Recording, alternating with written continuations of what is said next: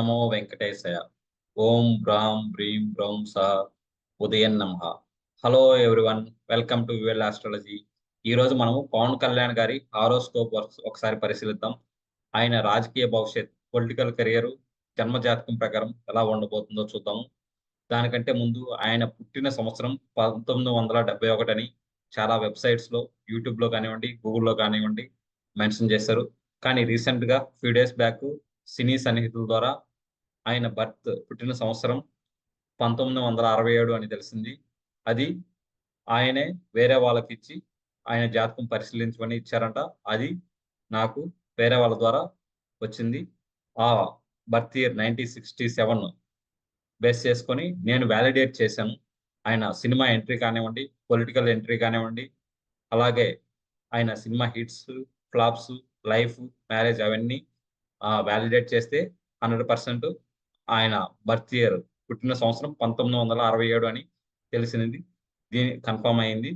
దాని ప్రకారం దాన్ని బేస్ చేసుకొని 1967 బర్త్ ఇయర్ బేస్ చేసుకొని నేను ఇప్పుడు ఈ పవన్ కళ్యాణ్ గారి హారోస్కోప్ అనాలిసిస్ ప్రిడిక్ట్ చేద్దాము. Before that please like, share and subscribe to my channel యువెల్ ఆస్ట్రాలజీ.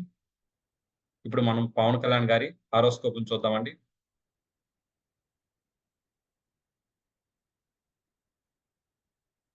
ఈ పవన్ కళ్యాణ్ గారి డేట్ ఆఫ్ బర్త్ 2 సెప్టెంబర్ 1967. ఆ డేట్ ఆఫ్ బర్త్ ప్రకారం ఆయన లగ్నము కర్కాటక లగ్నం, రాశి కూడా కర్కాటక రాశి అయింది. చంద్రుడు, ఎందుకంటే చంద్రుడు కర్కాటకంలో ఉన్నాడు కాబట్టి. ఈ కర్కాటక లగ్నానికి యోగ కారకుడు, మంచి చేసే గ్రహాలు వచ్చేసి 5th అండ్ 10th లాడైన కుజుడు, 6th అండ్ 9th లాడైన గురువు, అలాగే చంద్రుడు, కుజుడు, గురువు, ఈ ముగ్గురు యోగకార గ్రహాలు ఈ కర్కాటక లగ్నానికి. ఈ కర్కాటక లగ్నానికి 7th అండ్ 8th లాడైన సాటర్న్ అండ్ 2nd లాడైన సూర్యుడు న్యూట్రల్ ప్లానెట్స్. ఈ కర్కాటక లగ్నానికి బుధుడు, శుక్రుడు మెలిఫిక్ ప్లానెట్స్ అండి. ఇప్పుడు ఈ లగ్నంలోనే చంద్రుడు ఉండడం వలన ఈయన genuine person, sensitive nature, emotional, ఎవరి పైకి హీరోలాగా ఉన్న లోపల కనికరమైన హృదయం. ఇతరులు బాధపడుతుంటే, కష్టాల్లో ఉంటే ఆయన తన బాధగా తీసుకొని వాళ్ళకి హెల్ప్ చేసే గుణం ఉంటుంది ఈ లగ్నం ప్రకారం. అలాగే ఈ లగ్నంలో ఏదైతే 6th అండ్ 9th లాడైన ధర్మాధిపతి అయిన జూపిటర్, గురువు లగ్నంలోనే ఎగ్జాల్ట్ అయ్యి స్ట్రాంగ్‌గా ఉన్నాడు. జనరల్‌గా జూపిటర్ కర్కాటక లగ్నంలో ఎగ్జాల్ట్ అయ్యి ఉచ్చ స్థితిలో ఉంటాడు. ఆయన ఇక్కడ లగ్నంలోనే చంద్రుడు లగ్నాధిపతితో కలిసి జూపిటర్ ఎగ్జాల్ట్ అయ్యి ఉన్నాడు. సో దీని వలన ఆయనకి ధర్మాన్ని ఎక్కువ పాటిస్తాడు. ధర్మాన్ని ఎక్కువ నిర్వర్తిస్తాడు.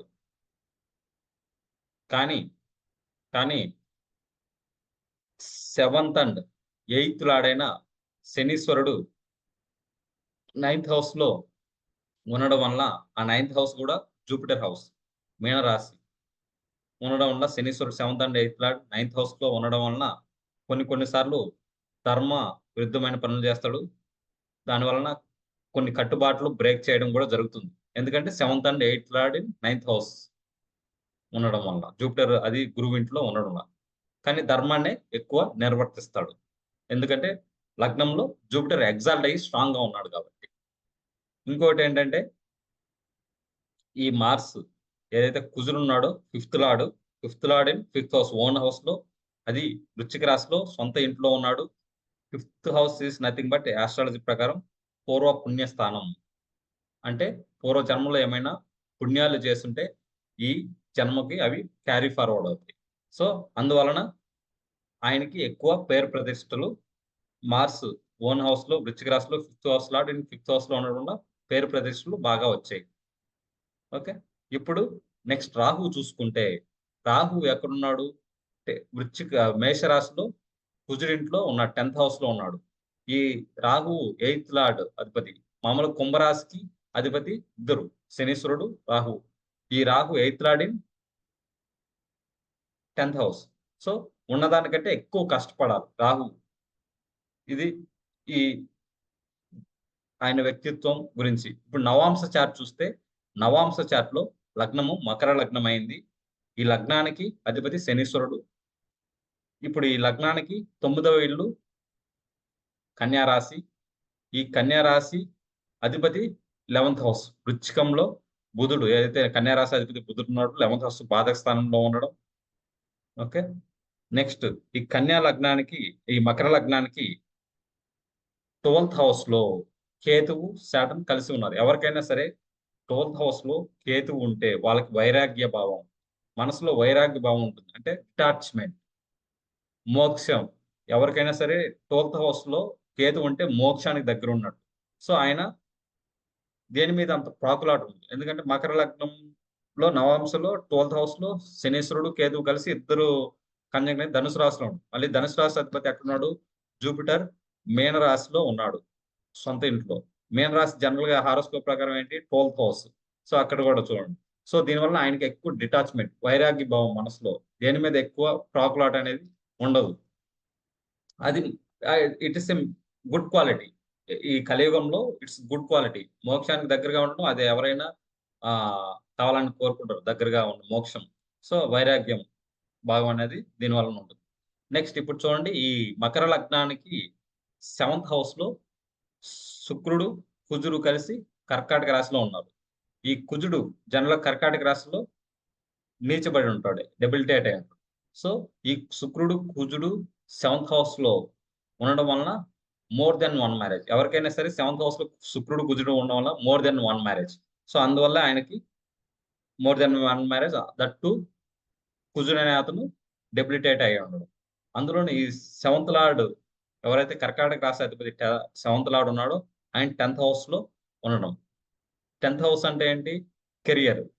చూడండి ఎవరు? చంద్రుడు తులారాశి. ఎవరింట్లో ఉన్నాడు? తులారాశి. తులారాశి అధిపతి ఎవరు? శుక్రుడు. మళ్ళీ ఎక్స్‌చేంజ్ అయినారు. కర్కాటక రాశిలో శుక్రుడు, తులారాశిలో చంద్రుడు. అంటే శుక్రుడింట్లో చంద్రుడు, చంద్రుడింట్లో శుక్రుడు.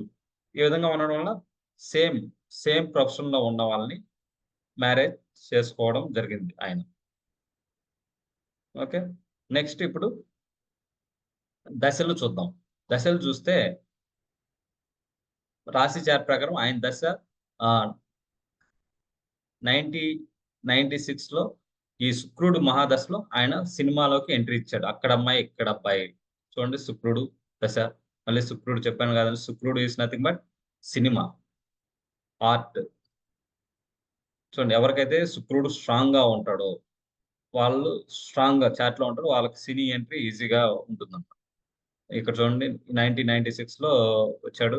మళ్ళీ 1992, 1999-2005 వరకు సూర్యుడు మహాదశ.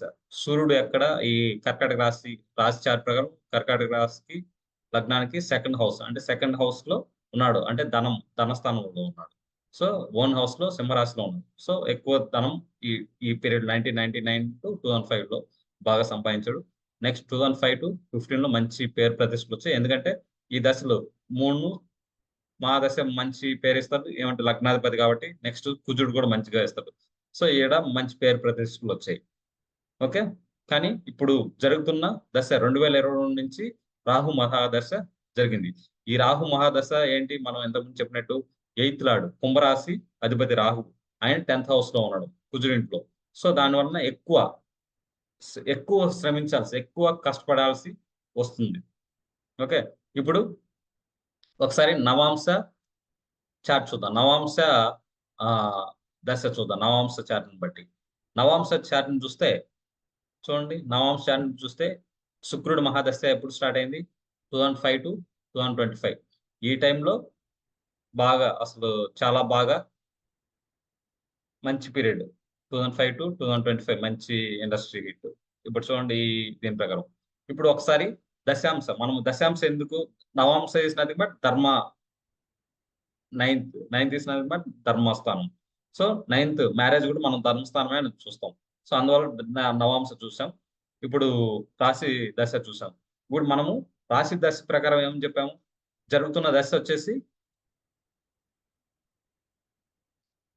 రాహు మహాదశ. రాహు మహాదశ. ఇప్పుడు 2019లో ఓడిపోవడానికి కారణం ఏంటంటే మెయిన్ దశ బాగుంది. చూడండి, మార్స్ మహాదశ 2015-22 వరకు ఉంది. అక్కడ మెయిన్ దశ మార్స్ మంచి 5th హౌస్ లాడే. కానీ దాంట్లో వచ్చిన అంతర్దశలు చూడండి. 2009 మనకు చూసుకుంటే ఎలక్షన్స్ లాస్ట్ టర్మ్ 2019లో ఏప్రిల్‌లో వచ్చింది. దాన్ని బట్టి చూస్తే సాటర్న్, సాటర్న్ అంతర్దశలో ఎలక్షన్స్ వచ్చింది. సో దాని వలన అప్పుడు ఓటమికి కారణం భీమవరం కానివ్వండి, గాజువాక కానివ్వండి, మెయిన్ దశ బాగుంది. కానీ ఏదైతే అంతర్దశ ఉందో ఆ సాటర్న్ దశలో 7th అండ్ 8th లార్డ్ దశలో అదొచ్చింది ఆ అంతర్దశ. దాని వలన 2019లో ఓటమికి కారణం. ఇప్పుడు 2024లో పిఠాపురం నుంచి పోటీ చేశారు. ఈసారి గెలుస్తారా అంటే అది నెక్స్ట్ వీడియోలో చూద్దాం. నెక్స్ట్ వీడియో ఒకటి వంగా గీత వర్సెస్ పవన్ కళ్యాణ్ గారిది. ఎవరు గెలుస్తారో అది నెక్స్ట్ చూద్దాం. ఇప్పుడు ప్రజెంట్ నేను ఇప్పుడు డిస్కస్ చేసింది పవన్ కళ్యాణ్ గారికి రాజకీయ భవిష్యత్తు, పొలిటికల్ కెరియర్, ముఖ్యమంత్రి, సీఎం అయ్యే అవకాశం ఉందా, ఎలా అని చూద్దాం. ఓకే. ఈ మెయిన్ దశ ప్రకారం రాహు మహాదశ అంత స్ట్రాంగ్ గా యోగించదు. ఇప్పుడు మనము దశాంశ చార్ట్ చూద్దాం. దశాంశ చార్ట్ చూసుకుంటే లగ్నం వచ్చేసి వృషభ లగ్నం. ఈ వృషభ లగ్నానికి అధిపతి శుక్రుడు ఎక్కడ ఉన్నాడు? 7th హౌస్ లో ఉన్నాడు. ఓకే. ఈ వృషభ లగ్నానికి 10th లార్డ్ ఎవరు? శనీశ్వరుడు. కుంభరాశి అధిపతి శనీశ్వరుడు. శనీశ్వరుడు ఎక్కడ 9th హౌస్ లో ఉన్నాడు. 9th అండ్ 10th లార్డ్ అధిపతి ఎవరు? ధర్మానికి, కర్మానికి అధిపతి శనీశ్వరుడు. ఆయన మంచి స్థానంలో 9th హౌస్ లో ఉన్నాడు. ఓకే. ఇప్పుడు చూసుకుంటే ఈ 5th హౌస్, ఈ దశాంశ చార్ట్ లో 5th హౌస్ లార్డ్ ఎవరు? బుధుడు, కన్యా రాశికి అధిపతి. ఈ బుధుడు ఎక్కడ 12th హౌస్ లో ఉన్నాడు. అలాగే ఈ వృషభ లగ్నానికి 4th లార్డు సింహరాశి అధిపతి సూర్యుడు. ఆయన ఎక్కడ ఉన్నాడు? 9th హౌస్ లో ఉన్నాడు. ఎవరితో కలిసి ఉన్నాడు? శనీశ్వరుడితో కలిసి ఉన్నాడు. ఇది ఏ శనీశ్వరుడు యాక్చువల్ జనరల్ గా సూర్యుడు, శనీశ్వరుడు తండ్రి కొడుకులే. కానీ వాళ్ళిద్దరికి విభేదాలు, అంటే enemies. They both are enemies. So శత్రువు హౌస్ లో సూర్యుడు 4th lord in 9th house, అంటే మంచి హౌస్ లోనే ఉన్నాడు కానీ ఎనిమీ హౌస్ లో ఉన్నాడు. ఓకే. ఇప్పుడు చూస్తే ఈ దశలు దశాంశ చార్ట్ ప్రకారం వీనస్ చూడండి 1996-2008 ఆ టైంలోనే ఆయన సినిమా ఎంట్రీ. ఈ దశాంశ chart is nothing but career chart.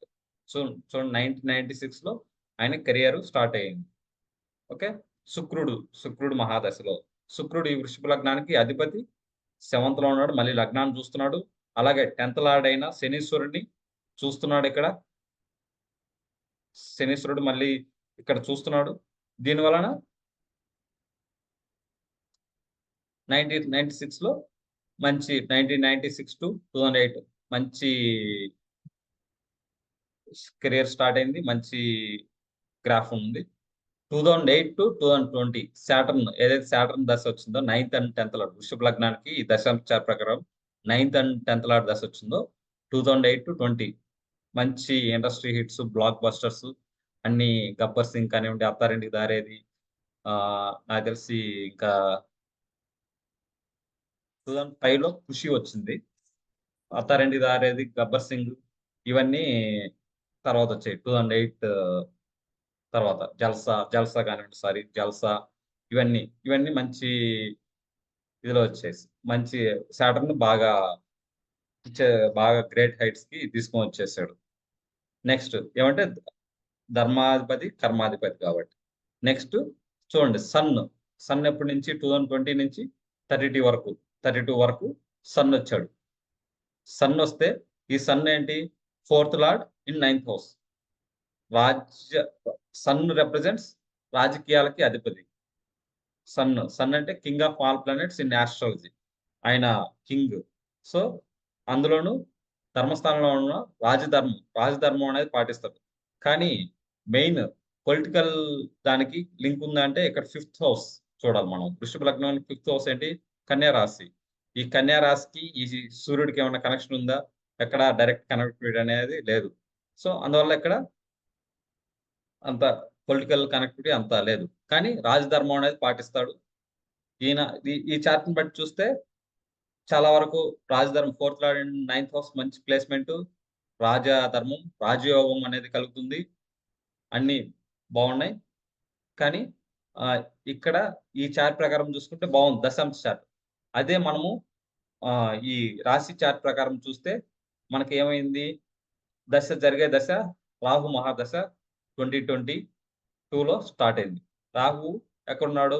ఆ లగ్నానికి ఏ రాశి చార్ట్ ప్రకారం 8థ్ లార్డ్ ఇన్ 10థ్ house. Eighth lord. Main eighth lord అయిపోయాడు. సో, ఎక్కువ కష్టపడాల్సొస్తుంది. రాహు దశ అంత స్ట్రాంగ్‌గా ఇవ్వడు. సో, ఇక్కడేమో దశాంశ చార్ట్ ప్రకారం దీని ప్రకారం చూస్తే ఓకే. ఆయన సీఎం అవ్వగలరు. ఈ 2024లో కాకుండా 2028లో కంపల్సరీ అవ్వగలరు దశాంశ చార్ట్ ప్రకారం. కానీ రాశి చార్ట్ ప్రకారం జరిగే దశ ఏదైతే స్టార్ట్ అయిందో రాహు దశ అంత స్ట్రాంగ్‌గా లేదు. సో, దీన్ని బట్టి చూస్తే మనము ఆయన కింగ్ మేకర్. అంటే ఒకరిని కింగ్ చేస్తారు. అంత రాజధర్మం పాటిస్తూనే సమాజానికి మంచి చేయాలని సహృదయంతో సమాజానికి మంచి చేస్తాడు. జెన్యూన్‌గా చేస్తాడు. ఇప్పుడు చాలామంది షో ఆఫ్ అవి ఉండదు. ఎందుకంటే ఈయన లగ్నంలో కర్కాటక లగ్నంలో చంద్రుడు, గురువు ఉన్నారు కాబట్టి. కొంతమంది రాజకీయ నాయకులు పైకి ఆర్టిఫిషియల్‌గా ఉంటారు. కానీ లోపల డిఫరెంట్. కానీ ఈయన లో ఏదుంటే మనసులో ఏదుంటే అది ఓపెన్‌గా చెప్తాడు. షో ఆఫ్ ఉండదు. ఆర్టిఫిషియల్‌గా యాక్ట్ చేయడు. జెన్యూన్‌గా సమాజానికి మంచి చేసే వ్యక్తి గుణము ఈ జూపిటర్ లగ్నంలో ఉండడం వలన. కానీ ముఖ్యమంత్రి అవ్వగలడంటే అది ఈ చార్ట్ ప్రకారం కనిపించడం లేదు. 2022 వరకు ఈ సన్ను జరుగుతుంది కానీ మెయిన్ రాహు మహాదశ రాశి చార్ట్ ప్రకారం రాహు మహాదశ 2022 నుంచి అది ఇంకా 10, 15 ఇయర్స్ ఉంటుంది. సో, అప్పటి వరకు రాజు అంటే ముఖ్యమంత్రి అయ్యే అంత అవకాశాలేమి ఈ జాతకం ప్రకారం కనిపించలేదు. కానీ కింగ్ మేకర్ చేయగలడు. పక్కనోళ్ళని కింగ్ చేసి ఈయన దగ్గరుండి వాళ్ళని నడిపిస్తాడు. అది రాజధర్మం అనేది పాటిస్తాడు. ఇదే అండి ఈ అనాలిసిస్. ప్లీజ్ ఎవరైనా పవన్ కళ్యాణ్ ఫ్యాన్స్ ఉంటే ఎవరు ఏమి దీన్ని సెన్సిటివ్‌గా తీసుకోవద్దు. I am also Pawan Kalyan fan. Okay. నాకు కూడా పవన్ కళ్యాణ్ గారు సీఎం అయితే చూడాలని ఉంది. కానీ ఈ జాతకం ప్రకారం అంత స్ట్రాంగ్‌గా అనిపించలేదు. ఆయన కింగ్ మేకర్ అవ్వగలరు గానీ కింగ్ అయ్యే ముఖ్యమంత్రి అయ్యే ఇదిగా కనిపించలేదు ఈ జాతకం ప్రకారం. కానీ రాజధర్మం అనేది పాటిస్తారు. సమాజానికి మంచి చేస్తాడు. ఎక్కువ రోజులు ఈ పార్టీ అనేది జనసేన పార్టీ అనేది ఉంటుంది. అంతేగాని వేరేలాగా కొన్ని పార్టీలు అంటే ఆ పార్టీ ఓడిపోతే వేరే పార్టీలు కలిపేసేది ఉంటది. కానీ ఈయన మాత్రం అలా ఉండదు. ఈ పార్టీనే స్ట్రాంగ్‌గా నిలబెట్టి ఆయన రాజధర్మం అనేది పాటిస్తాడు. సమాజానికి ధార్మికంగా మంచి చేస్తాడు. ఇది అండి. It's my analysis purely based on astrology as per information available. Thank you everyone. Please like, share and subscribe to my channel, Well Astrology. Thank you.